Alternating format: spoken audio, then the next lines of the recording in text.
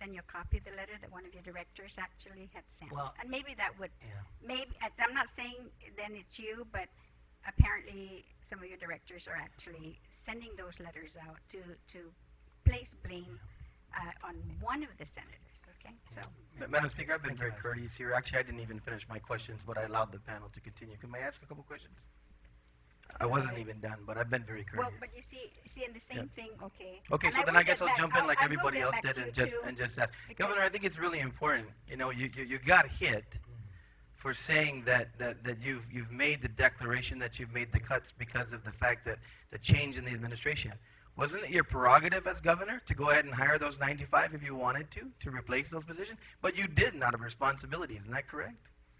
Well, I hire people in my administration that are unclassified because that is the prerogative of the governor of Guam. Right. So to say that you didn't fill those positions is actually responsible on your part, isn't it? Yeah, in fact,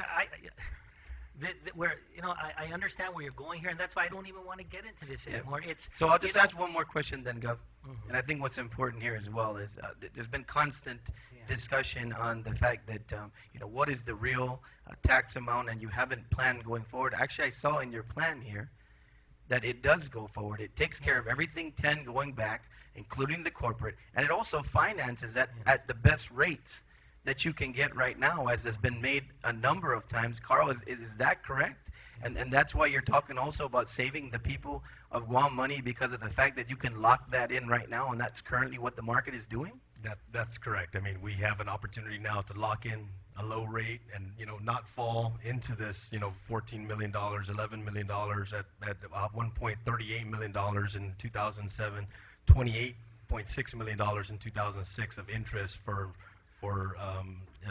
interest on unpaid tax refunds. And for the first time, at these low interest rates that you would borrow, and we've never set aside like we're supposed to for the subsequent fiscal year, we'll actually have $40-some million in the bank at this 5% to actually pay and not sit back and hope for the best. Cash. Thank you.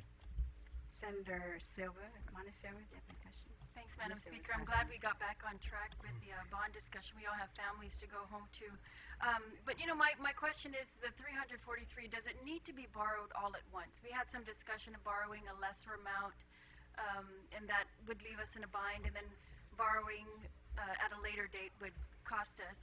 But could we borrow in piecemeal? Could we borrow maybe the 173 now, pay off the taxes that we owe, and then if it's necessary to seek additional money, then go after another bond? Does that also put us in a bind? Can we do that? That's a very good question, Senator Tyrone. I mean, to answer the question, yes, we can certainly do that. The reason why we're proposing that we borrow this amount, I mean, because it wipes out, as much of the unpaid tax refunds as possible. But there's also additional cost in multiple borrowing. I mean, it's not double the cost. Let's say if you cut it in half and did 2 sets of borrowing. I mean, it's not double the cost, but it's certainly more than doing it all at once in terms of cost of issuance. The other thing too, we run the risk of potentially a higher interest rate down the road. And so again, that's one of the reasons why we're saying we need to do this now. We need to lock in this interest rate that we're confident we can attain now. And what would you maybe guess the higher interest rate would be at that later date? Would it be double the interest rate that we're currently, the 5% now?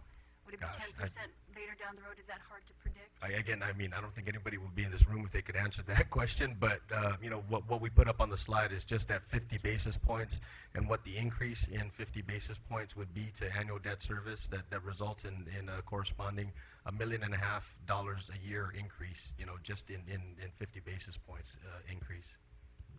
I think the overriding factor that we need to look at here is that the lawsuit that is pending, that we're going to be forced to go out and borrow money to pay all these tax refunds and all these people that are waiting for their money. Yeah, I understand that, and I too am owed my tax refund. But when you're looking at recovering your finances, Sue Zorman tells you all the time, part of it is thank you very much, reducing your spending. But one of the things she also tells you is to cut up your credit card. So here we are. I mean, this is probably why you understand some of our reluctance up here to go and borrow to get out of debt. Go ahead, go ahead. See, that's a little bit different because we have a debt already.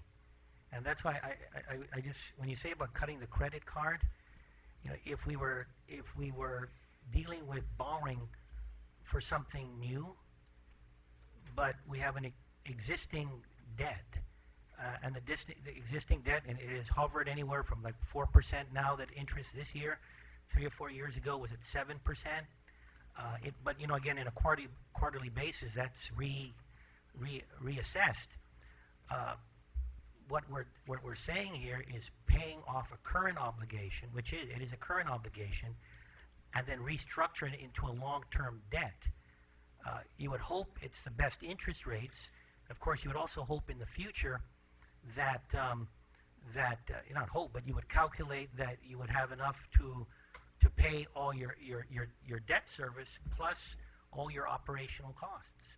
But it is not something new that we're talking about here. This is already a debt, and we either deal with it, all of it now, or we deal with it, part of it now and part of it later. Is that something the administration would be open to?